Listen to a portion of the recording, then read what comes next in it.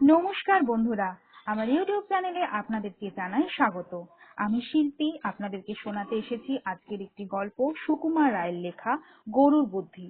আর বন্ধুরা, গল্পটি শুরু করার আগে আপনাদের কাছে একটি ছোট্ট অনুরোধ, যদি আমার এই চ্যানেলটিকে ভালো লেগে থাকে, আমার এই গল্পটিকে আপনাদের ভালো লেগে থাকে, তাহলে কিন্তু একটি লাইক করতে ভুলবেন না আর আমার চ্যানেলটিকে সাবস্ক্রাইব করতে ভুলবেন না। শুরু হচ্ছে আজকের গল্প, গরুর বুদ্ধি। পণ্ডিত মশাই ভট্টাচার্য বামন, সাদাসিধে শান্তশিষ্ট নিরীহ মানুষ। বাড়িতে তার সর্ষের তেলের দরকার পড়েছে, তাই তিনি কলুর বাড়ি গেছেন তেল কিনতে। কলুর ঘরে মস্ত ঘানি। একটা গরু গম্ভীর হয়ে সেই ঘানি ঠেলছে, তার গলায় ঘন্টা বাঁধা। গরুটা চলছে চলছে আর ঘানিটা ঘুরছে, আর সর্ষে পিষে তা থেকে তেল বেরুচ্ছে। তার গলায় ঘন্টাটা টুং টাং করে বাজছে। পণ্ডিত মশাই রোজই আসেন, রোজই দেখেন, কিন্তু আজ তার হঠাৎ ভারী আশ্চর্য বোধ হলো। তিনি চোখ মুখ গোল করে অবাক হয়ে তাকিয়ে রইলেন। তাই তো, এটা তো ভারী চমৎকার ব্যাপার। কলুকে জিজ্ঞাসা করলেন, ও হে কলুর পো, ও জিনিসটা কি হে? কলু বলল, আগে ওটা ঘানি গাছ, ওতে তেল হয়। পণ্ডিত মশাই ভাবলেন, এটা কিরকম হলো? আম গাছে আম হয়, জাম গাছে জাম হয়, আর ঘানি গাছের তলায় তেল হয় মানে কি? কলুকে আবার জিজ্ঞাসা করলেন, ঘানি ফল হয় না? কলু বলল, সে আবার কি? পণ্ডিত মশাই টিকিতে হাত বুলিয়ে ভাবতে লাগলেন। তার প্রশ্নটা বোধহয় ঠিক হয়নি, কিন্তু কোথায় যে ভুল হয়েছে সেটা তিনি ভেবে উঠতে পারলেন না। তাই খানিকক্ষণ চুপ করে তারপর বললেন, তেল কি করে হয়? কলু বলল, ওইখানে সর্ষে দেয় আর গরুতে ঘানি ঠেলে, আর ঘানির চাপে তেল বেরোয়।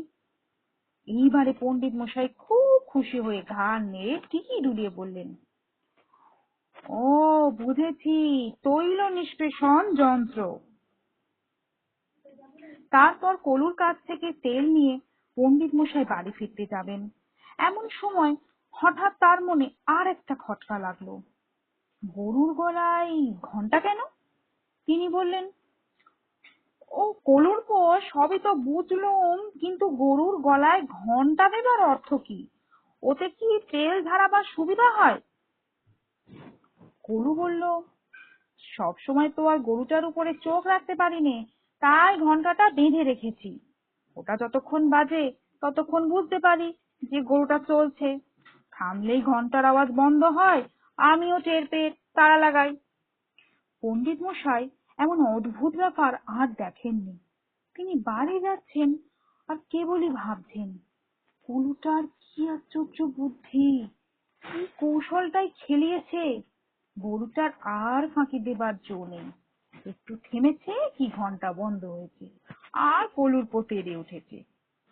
এরকম ভাবতে ভাবতে তিনি প্রায় বাড়ি পর্যন্ত এসে পৌঁছেছেন। এমন সময় হঠাৎ তার মনে হলো, আচ্ছা, গরুটা যদি এক জায়গায় দাঁড়িয়ে দাঁড়িয়ে মাথা নাড়ে, তাহলেও তো ঘন্টা বাজবে।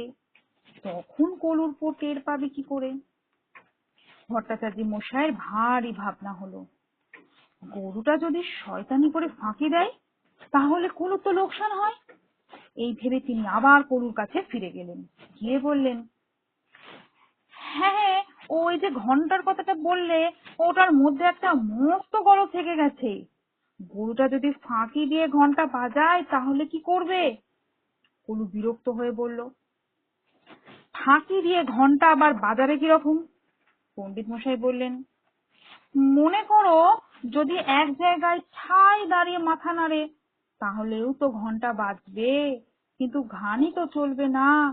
তখন কি করবে? কলু তখন তেল মাপছিল। সে তেলের পলাটা নামিয়ে পণ্ডিত মশাইয়ের দিকে ফিরে গম্ভীর হয়ে বলল, আমার গরু কি ন্যায়শাস্ত্র পড়ে পণ্ডিত হয়েছে যে তার অত বুদ্ধি হবে? সে আপনার তোলে যায়নি, শাস্ত্রও পড়েনি, আর গরুর মাথায় অত মতলব খেলে না। পণ্ডিত মশাই ভাবলেন, তাও তো বটে, মূর্খ গরুটা ন্যায় শাস্ত্র পড়েনি, তাই কলুর কাছে জব্দ আছে। বন্ধুরা, আমার আজকের গল্পটি শেষ হলো। আর এই গল্পটি আপনাদের কেমন লাগলো সেটা কিন্তু আমাকে অবশ্যই কমেন্ট করে জানাবেন। নমস্কার বন্ধুরা।